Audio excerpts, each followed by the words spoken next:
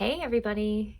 In today's video, I'm going to talk a little bit about how effective our words are. Oftentimes we hear that phrase like words hurt, and it can be so incredibly true, but those words that we project outward, yes, can have an effect on other people. But what about the words that we are saying to ourselves? So let's get started.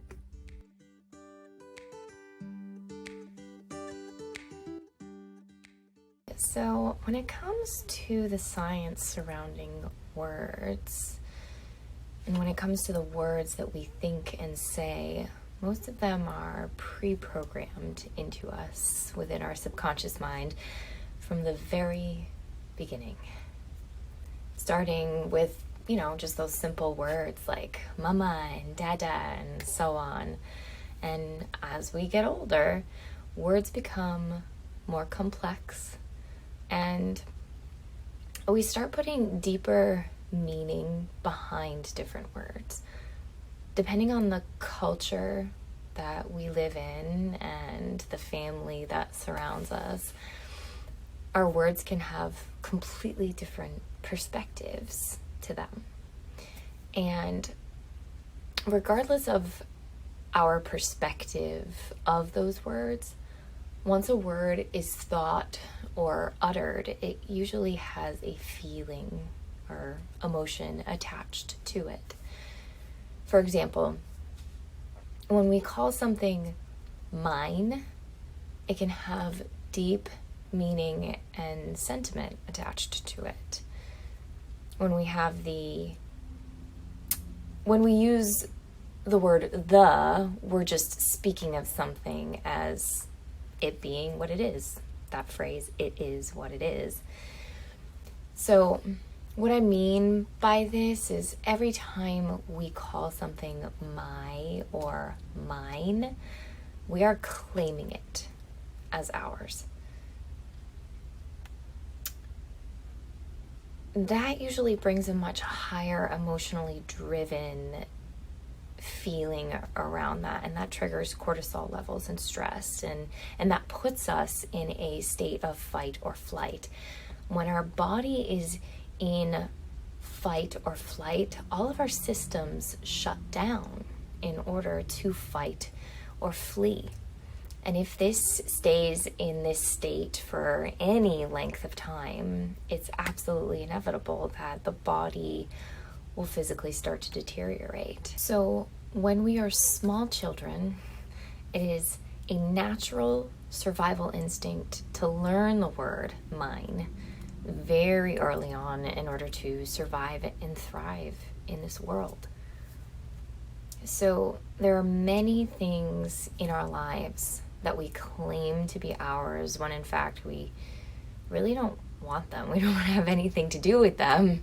We'll say things like my anxiety or my depression or my disease, whatever disease it is that you're struggling with, and then really claim things using the very powerful phrase of I am, to define and label ourselves in certain ways. And when the subconscious mind hears that phrase of I am, followed by something we don't want, we will automatically and naturally receive more of it. It's actually why I don't identify with Lyme disease anymore and that label or chronic illness. But it is the way that energy works within quantum physics.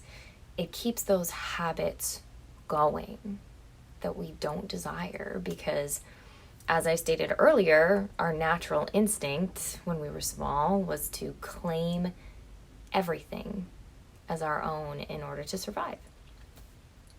So this survival or reptilian part of the brain hasn't changed unless you've worked significantly at shifting to a higher state of consciousness.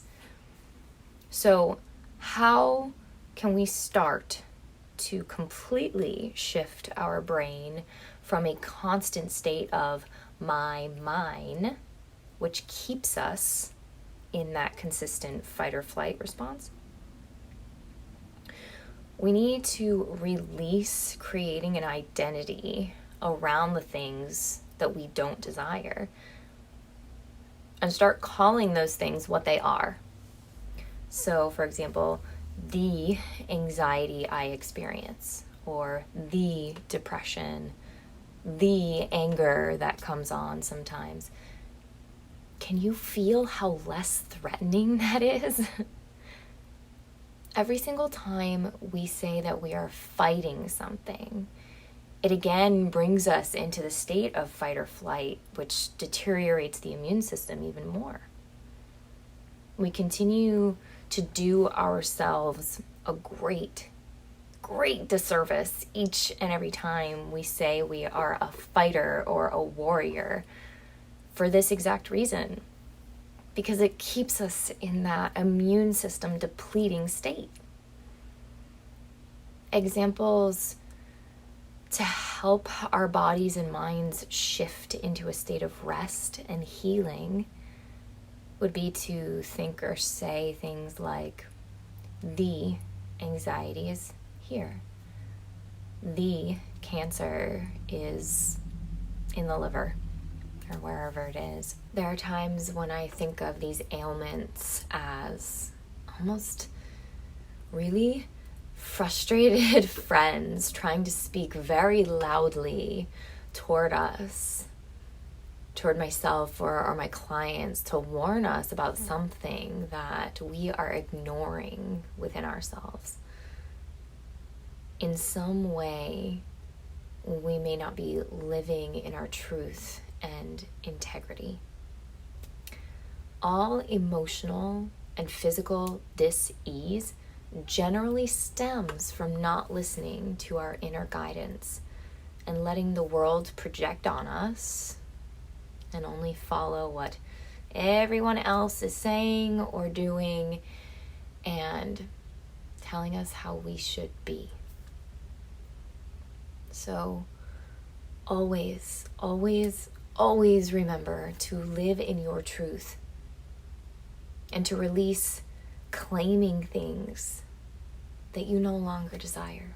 So when we can completely embody ourselves and speak our truth in our integrity and love, that is when our words start becoming real friends instead of those friends that are yelling at us, trying to give us warnings.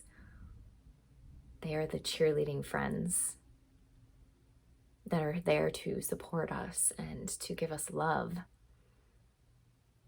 And so using those powerful I am statements for things that we actually desire in our life instead of the anxiety, the depression, and the anger.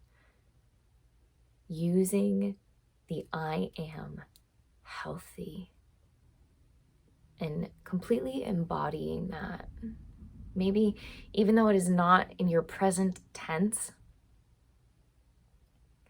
saying that with meaning and with visualizing your healthy gut, your healthy kidneys, your healthy mind, your healthy heart, whatever it is that you are struggling with.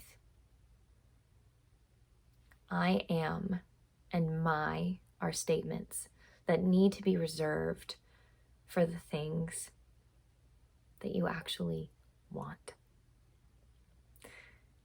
And with that, fully starting to embody the human being that you want to be.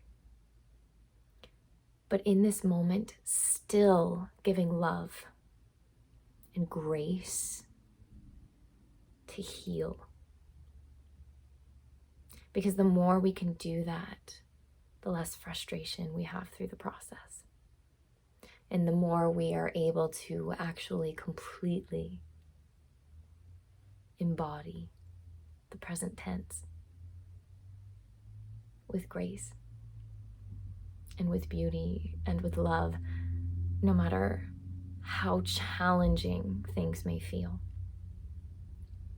And as always, this is why I absolutely love hypnotherapy and cognitive behavioral therapy, because it makes the journey so much easier.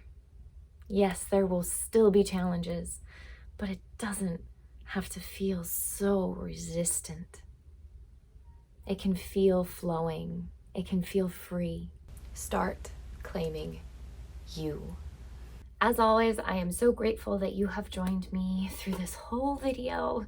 And if you found it informative, helpful, peace-bringing, please like, leave a comment, and subscribe.